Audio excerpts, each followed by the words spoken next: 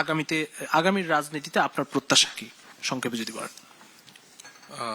আগামী রাজনীতিতে আসলে আমি যেটা মনে করি যে আমাদের যে রাজনৈতিক দল যারা আছেন, রাজনৈতিক ব্যক্তিত্ব যারা আছেন, বা যারা সাংবাদিক থেকে শুরু করে সিভিল সোসাইটি বা যে যে রোলে আছেন না কেন, তাদেরকে আর একটু উদারপন্থী ভাবে আসলে বাংলাদেশের মানুষের কথা চিন্তা করতে হবে। নিজেদের ব্যক্তি স্বার্থ, দলীয় স্বার্থ বা ব্যক্তি এজেন্ডা বা ব্যক্তি মতাদর্শের জায়গাটাকে একটু পাশে রেখে আমার মনে হয় যে বাংলাদেশের মানুষের কোন বিষয়টা আসলে ভালো হবে, বা সবারই কিছু না কিছু জায়গা ছাড় দিতে হবে। মানে আমার সমালোচক যারাই যেটা বলছেন না কেন, প্রত্যেকে নিজেদের এক একটা মতাদর্শ বা এক একটা জায়গায় আসলে তারা রিজিট, তো সেই জায়গায় আমার মনে হয় না যে কখনো আসলে একটা কমন গ্রাউন্ডে আসা পসিবল। তো সবারই নিজস্ব জায়গা থেকে কিছু না কিছু জায়গায় একটু ছাড় দিয়ে আমার মনে হয় যে সেই জায়গাটায় আসতে হবে। এবং ডেফিনেটলি সেটা 5 তারিখের পরে একটা সুযোগ ছিল। এবং মব কালচার নিয়ে যে কথাগুলো হচ্ছে সেটা সবকিছুর সাথে আমি ডেফিনেটলি একমত পোষণ করি না। কারণ আমার যেটা মনে হয় যে আফটার 2-3 ইয়ার্স পর ওনারাই হয়তো বলবে যে জুলাইটাও একরকম মব হয়েছে বা এরকম ভাবে সংজ্ঞায়িত করার চেষ্টা করা হবে। কারণ মব জাস্টিস বলি বা মব ভায়োলেন্স বলি, এটার ডেফিনেশন বা কিভাবে তারা ডিফাইন করছে এটা তাদের একটা পার্সপেক্টিভ। আপনি বাংলাদেশ মানে ঠিক আছে আমরা ধরে নিলাম সে সময় তো একটা অন্যরকম পরিস্থিতি ছিল যেখানে আসলে গভর্নমেন্ট চলে গিয়েছিল বা সেখানকার যারা গভর্নমেন্টে বসছিল তারাও কিছুটা আনস্টেবল কন্ডিশনে ছিল। তাদের প্রক্রিয়াগত জায়গায় ঠিকভাবে ফাংশন করার একটা জায়গা তৈরি হচ্ছিল, সেটা ওইভাবে করতে পারছিল না। কিন্তু এই যে এই নির্বাচনের পরে আমরা তো ধরে নিলাম যে নির্বাচনের মাধ্যমে সবকিছু সমাধান হয়ে যাবে। তারপর আমরা কিন্তু দেখতে পাচ্ছি বিভিন্ন জায়গা দখল হচ্ছে, মিডিয়া দখল হচ্ছে।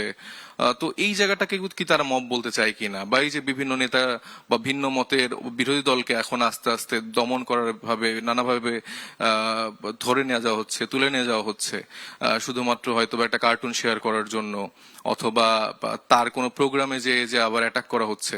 তো এটাকে কি তারা মব বলতে চায় কিনা? ব্যাপারটা হয়েছে যে সামগ্রিকভাবে আপনি সবগুলাকে এক কাতারে ফেলে দিচ্ছেন। এবং জুলাই গণঅভ্যুত্থানের সময় এবং পূর্ববর্তী সময় আসলে যেই আক্ষেপের জায়গা তৈরি হয়েছিল এবং বাংলাদেশের যে গণতান্ত্রিক উত্তরণের জায়গাটা বিলম্বিত হচ্ছিল, সেটার জন্যই কিন্তু আসলে এই প্রক্রিয়াগত জায়গায় সমস্যা হয়েছিল। এবং আমরা এটাও জানি যে এই 1.5 বছরে দেশটার কন্ডিশন আনস্টেবল করার জন্য আসলে অনেক মত, অনেক পদ এবং অনেক দলের একরকম সুকৌশলের একটা প্ল্যানও ছিল, যার প্ল্যানের অংশ হিসেবে আমরা দেখতে পেয়েছি যে লন্ডন বৈঠক হলো। লন্ডন বৈঠকের পরে আস্তে আস্তে মানে ব্যাপারটা হয়েছিল যে এই গভর্নমেন্টের যেরকম এইটাও ন্যারেটিভ আসছিল এক পক্ষ থেকে যে না 5 বছর চাই, আজীবন চাই, এরকম একটা ন্যারেটিভও যেরকম আসছিল।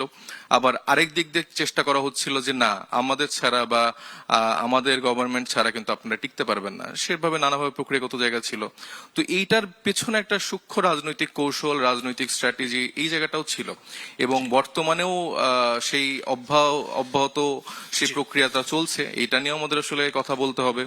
এবং রাজনৈতিক জায়গা থেকে আমরা এইসব রাউন্ড টেবিল করে অনেক সুন্দর সুন্দর কথা বলতে পারি, অনেক ডিবেট করতে পারি, কিন্তু আমার মনে হয় যে আমাদের প্রক্রিয়াগত জায়গায় আমাদের নিজেদের জায়গা থেকে পরিবর্তনটা আনতে হবে। যারা আমলা আছেন, যারা এমপিরা আছেন, তাদের ছেলে মেয়ে কয়জন সরকারি স্কুলে পড়ে, তারা কয়জন আসলে সরকারি হাসপাতালগুলোতে নিজেদের ট্রিটমেন্ট গুলা করে। সবাই দেখা যায় যে দেশের বাইরে যাওয়াটাই প্রিফার করে বা ইংলিশ মিডিয়াম স্কুল বা এই জায়গাগুলোতেই প্রিফার করে।